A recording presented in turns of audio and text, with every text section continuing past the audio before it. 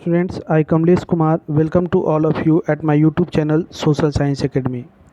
We are studying the chapter Electoral Politics Civics Class 9 NCERT book, in which we have already talked many of the topics of this chapter in the previous videos.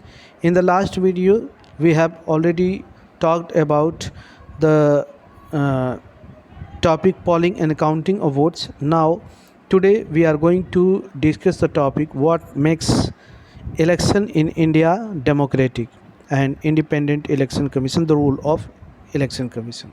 So let us see. We get to read a lot about unfair practices in elections. Newspapers and television reports often refer to such allegations.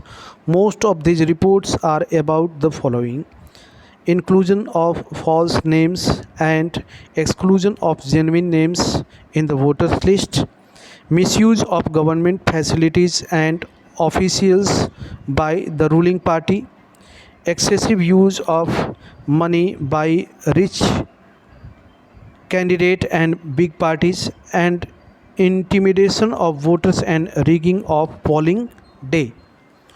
So uh, these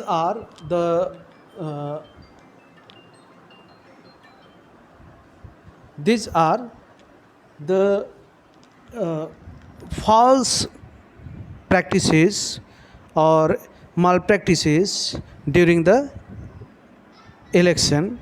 Many of these reports are correct. We feel unhappy when we read or see such reports, but fortunately, just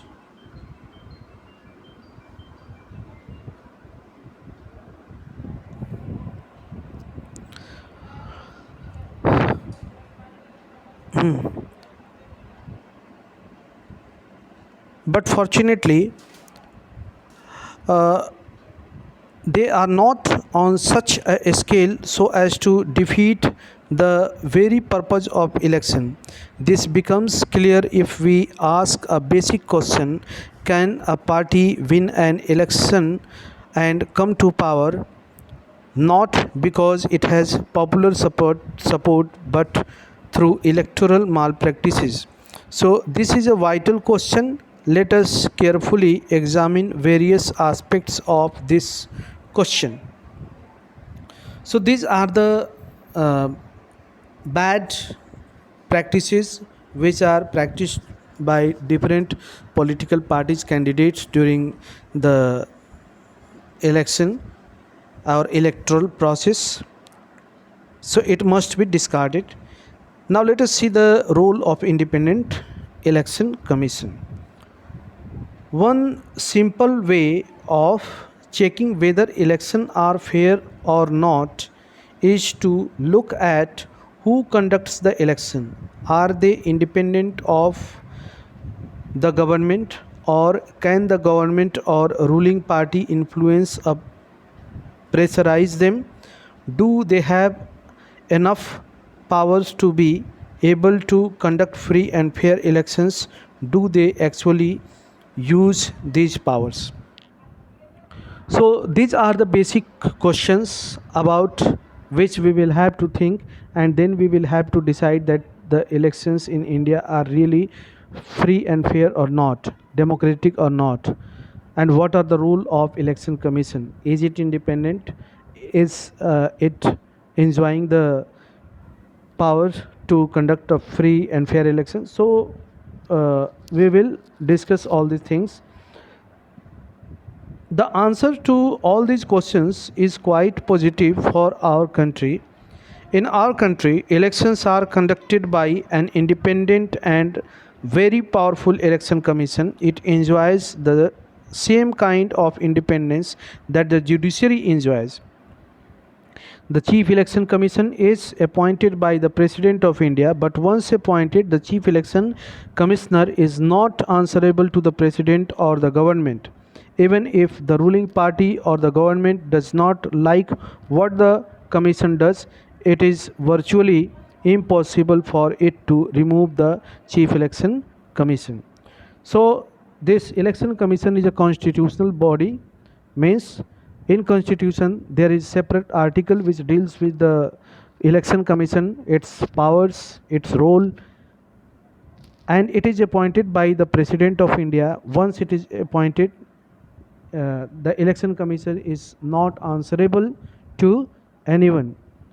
Whatever decision it wants to take to conduct a free and fair election, it is independent. It is not, it cannot be pressurized by the government, the court, or any other institution.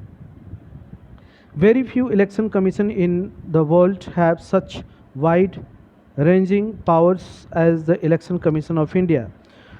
So first point is, election commission takes decision on every aspect of conduct and control of elections, from announcement of elections to the declaration of result. So the main role of election commission is begins with the declaration or announcement of the dates of election, and then final to declare the results of the election. In between this period, the election commission enjoys the full power, full authority, and most of the government officers comes under its power, its control. So it implements the code of conduct and punishes any candidate or party that violates it. So code of conduct is a guideline basically which has to be followed by every candidate, every party, and if any candidate, any party violates it, the election commission is independent to take an appropriate actions. During the election period, the election commission can order the government to follow some guidelines to prevent use and misuse of government powers, to enhance its chances to win elections, or to transfer some government officials. So during the election commission enjoys almost unlimited power, and most of the state government officials, central government officials comes under the control of this election commission, and election commission can give any duty to related to election to them. It can transfer any officer from one place to another place. When an election duty on election duty, government officers work under the control of the election commission and not the government. So whatever the officers are there, and whether they are state government officials or the central government officials, all they are controlled during the election commission during the election period by election commission of India. So in the last 15 years or so, the election commission has begun to exercise all its powers and even expand them. It is very common now for the election commission to reprimand the government and the administration for their lapses.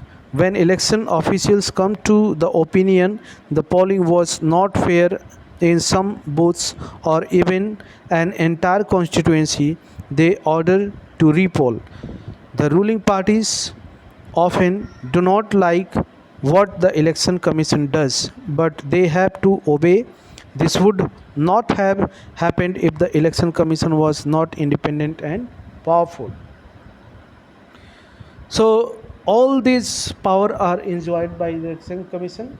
The constitution has provided it with appropriate power which has to be exercised during the election, and all these are for conduction of the free and fair election, which ensures that India is, or in India, elections are conducted in a free, fair manner and in a democratic way. So that's all in this video. In the next video we will talk about the popular participation.